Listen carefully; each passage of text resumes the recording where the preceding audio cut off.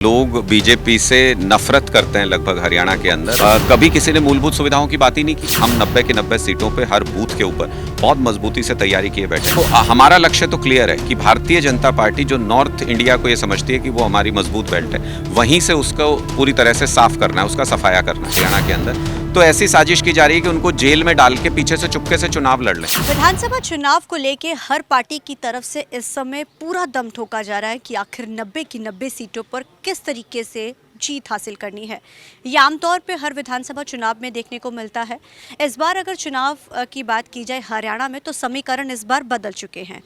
हर जो पार्टियां होती थी जो आमतौर के ऊपर अलायंस में या गठबंधन में लड़ती थी, या पिछली बार भी गठबंधन हुआ, लेकिन इस बार हर पार्टी की तरफ से अलग अलग चुनाव मैदान में उतरे हुए हैं।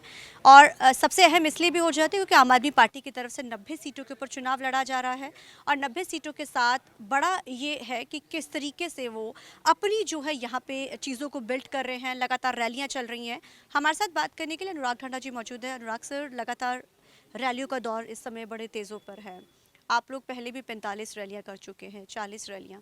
ये जो रैलियाँ की जा रही हैं, जो ये माहौल बदला जा रहा है, लग रहा है कि माहौल में बदलाव आ रहा है। देखिए, बिल्कुल बदलाव है। लोग बीजेपी से नफरत करते हैं लगभग हरियाणा के अंदर, और इतना अत्याचार किया है बीजेपी ने कि लोग बदलाव चाहते हैं, संपूर्ण बदलाव चाहते हैं। कभी किसी ने मूलभूत सुविधाओं की बात ही नहीं की।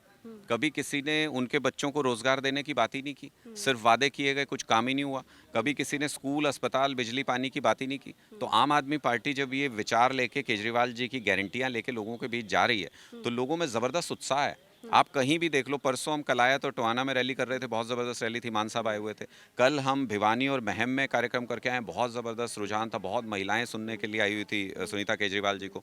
तो मुझे लगता है कि लोगों के अंदर एक उत्साह है इस बात को लेकर कि कुछ नया हो रहा है इस बार हरियाणा की राजनीति में, कुछ नयापन आ रहा है आम आदमी पार्टी के आने से, और वो लगाव जो है वो हमारी ताकत है सबसे ज़्यादा। और हम 90 की 90 सीटों पर हर बूथ के ऊपर बहुत मजबूती से तैयारी किए बैठे हैं। हाईकमान के आदेश का इंतजार है और तुरंत कुछ हो जाएगा हरियाणा विधानसभा की तरफ। आपने कहा कि हाईकमान का इंतजार है। यहाँ इस हल्के की कलायत की अगर बात की जाए, क्योंकि आप कलायत से आपका नाम बड़ा चर्चा में है, सुरजेवाला भी लगातार रैलियां कर रहे हैं। वो कहते हैं कि मैं फिर से अपने घर आना चाहता हूँ, पुराने घर को दोबारा से बिल्ड करना चाहता हूँ। तैयारी वो भी है, लेकिन कहीं ना कहीं जो एक एंटी इनकम्बेंसी है, जो आपसी गठ जो कहते हैं ना पार्टी के अंदर चल रहा है, हुड्डा अलग ग्रुप चल रहा है, शैलजा अलग है, शैलजा और सुरजेवाला एक ग्रुप है, वो कहीं ना कहीं संकेत दिए दे रहे हैं कि नहीं होना चाहिए।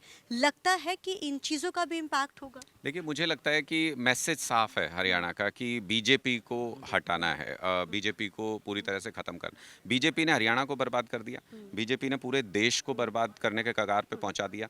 तो हमारा लक्ष्य तो क्लियर है कि भारतीय जनता पार्टी जो नॉर्थ इंडिया को ये समझती है कि वो हमारी मजबूत बेल्ट है, वहीं से उसको पूरी तरह से साफ करना है, उसका सफाया करना है। हम उस लक्ष्य को हासिल करने के लिए हमें कोई अहंकार नहीं है। अरविंद केजरीवाल जी तो हमेशा बोलते हैं, खुद से पहले, पार्टी से पहले देश के बारे में सोचना चाहिए। तो हम में कोई अहंकार नहीं है, हम हर तरीके से बात करने, सब चीज़ें करने के लिए तैयार हैं, और उसके लिए प्रयास भी किए जा रहे हैं। लेकिन इसको हमारी कमज़ोरी ना समझे कोई इस संयम को। हम 90 की 90 विधानसभा सीटों पे पिछले कई सालों से तैयारी कर रहे हैं और बहुत मजबूत हैं आज के दिन भी हर विधानसभा के अंदर। हम सक्षम हैं 90 की 90 विधानसभा अपने दम पे लड़ने के लिए। हमारे संयम को अगर कोई कमज़ोरी समझेगा, मुझे लगता है वो अपनी राजनीतिक इतिहास की सबसे बड़ी भूल करेगा इस बार हरियाणा में। आप लोगों में जा रहे हैं हरियाणा में, जाटवाद की जो राजनीति है बड़ी पुरानी है, आप भी जानते हैं, आप भी हरियाणा से है। क्या लगता है उसका इम्पैक्ट चुनाव पे देखने को मिलता है जब आप लोगों के बीच में जा रहे हैं? आपके साथ क्योंकि कम्युनिटी का, और ये कहा भी जाता है हरियाणा में, तो बड़ी धारणा भी है कि लोग सिर्फ एक तरफा होके चलते हैं। वो ये नहीं सोचते कि हमने इधर या उधर, जिस पार्टी के साथ जुड़े हैं वो है। तो कुछ आप लोगों ने जो प्रचार लगातार आप कर रहे हैं, कुछ लोगों को ये चीज़ समझाने में तैयार हो पाए हैं कि अब इन चीज़ों से उठना चाहिए? देखिए, नैरेटिव बिल्ड किया जाता है। हरियाणा को आज तक हमेशा अंधेरे में रखा गया, वरना आप ही मुझे बता दो कौन सी जाति ऐसी है जिसको अपने बच्चों के लिए रोजगार नहीं चाहिए। कोई एक जाति ऐसी जिसको बिजली 24 घंटे नहीं चाहिए। एक जाति मुझे बता दो कोई ऐसी जिसको अच्छे सरकारी स्कूल नहीं चाहिए। कोई महिला किसी भी जाति की जिनको 1000 रुपये सम्मान राशि ना चाहिए हो, या कोई भी ऐसी जाति की जिसको अच्छी स्वास्थ्य सुविधाएं ना चाहिए हो। हम जो काम करते हैं वो सारी जातियों के लिए करते हैं। आम आदमी पार्टी ने हरियाणा में जब राजनीति शुरू की, केजरीवाल जी ने तभी स्पष्ट किया था, कोई पार्टी कहती है हम इस जात की पार्टी है, कोई पार्टी कहती है हम इस जात की पार्टी है, हम 36 जात की पार्टी हैं। हम सारी बिरादरियों को, सारे समाज को साथ लेके चलते हैं। हमारी विचारधारा में कट्टर देशभक्ति, कट्टर ईमानदारी और तीसरी लाइन जो आती है वो आती है इंसानियत।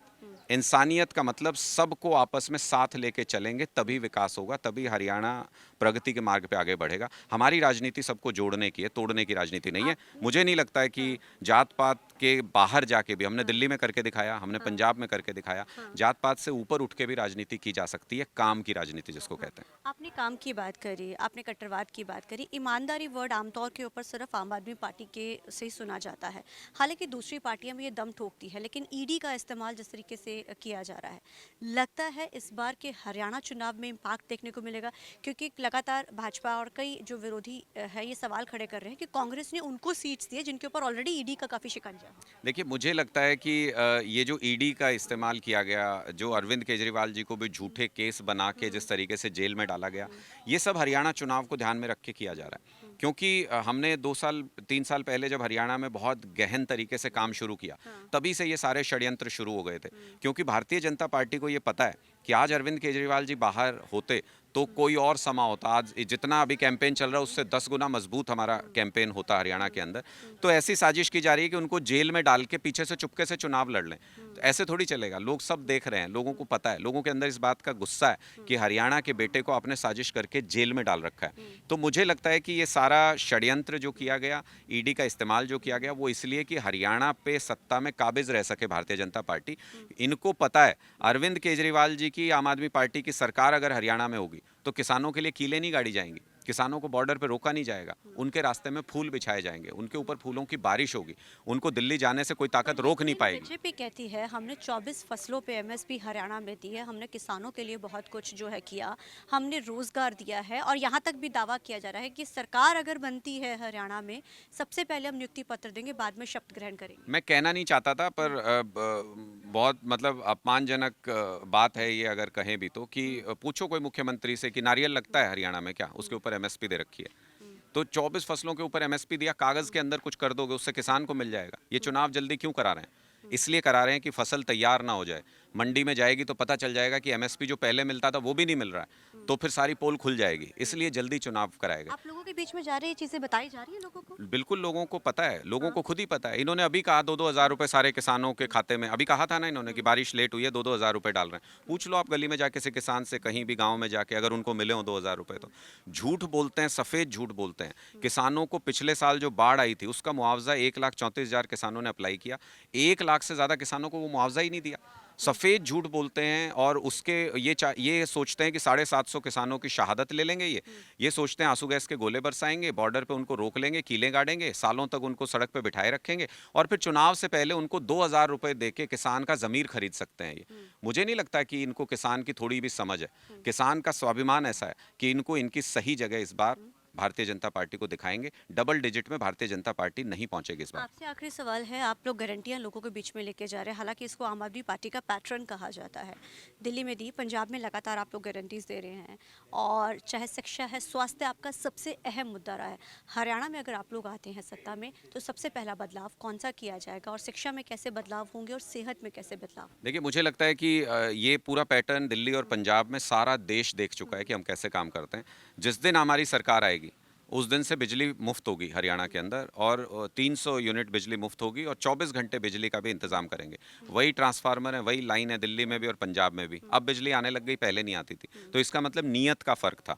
तो सबसे पहली सुविधा लोगों को जो मिलेगी, मुफ्त बिजली और 24 घंटे बिजली मिलेगी। स्कूल अस्पताल के ऊपर उसी दिन से काम शुरू हो जाएगा। हमने कहा है कि 2 लाख सरकारी नौकरी खाली है हरियाणा के अंदर। पहली कलम से पहली मीटिंग में प्रस्ताव पास करके 2 लाख सरकारी नौकरियां हरियाणा के युवाओं के लिए निकालेंगे।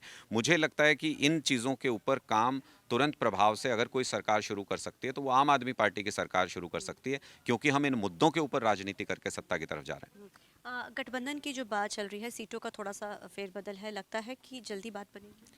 मुझे लगता है कि ये पार्टी हाईकमान को तय करना है कि कब ये निर्णय होता है। हमें उम्मीद है कि अगले 24 घंटे में कुछ इस पे निर्णय होना चाहिए और हमारी पूरी तैयारी है। एक एक विधानसभा के अंदर सिर्फ एक आदेश का इंतजार कर रहे हैं। पार्टी हाईकमान जिस दिन आदेश दे देगा 90 की 90 विधानसभा सीटों पे नॉमिनेशंस फाइल करेंगे और बहुत तगड़ा चुनाव लड़ेंगे। और अगर पार्टी हाईकमान कहता है गठबंधन में चुनाव लड़ना है, मुख्यमंत्री का चेहरा आप अगर गठबंधन नहीं होता है तो मुख्यमंत्री का चेहरा अनाउंस किया जाएगा या बिना उसके चुनाव लड़े जाएंगे? नहीं देखिए, ये पार्टी की रणनीति होती है। हर चुनाव से पहले हम ये तय करते हैं और जैसा पार्टी के संगठित तौर पे पार्टी डिसाइड करेगी वो निर्णय करेंगे और आप सबको सूचित करेंगे उसके बारे में। Thank you so much sir. तो ये थे हमारे साथ बात करने के लिए अनुराग ठांडा। दावा जरूर ठोका जा रहा है, देखना बड़ा अहम रहेगा कि हरियाणा के लोग क्या फतवा देते हैं। कैमरामैन अलजिंदर के साथ कलायत से TV9 के लिए अमनप्रीत कौर।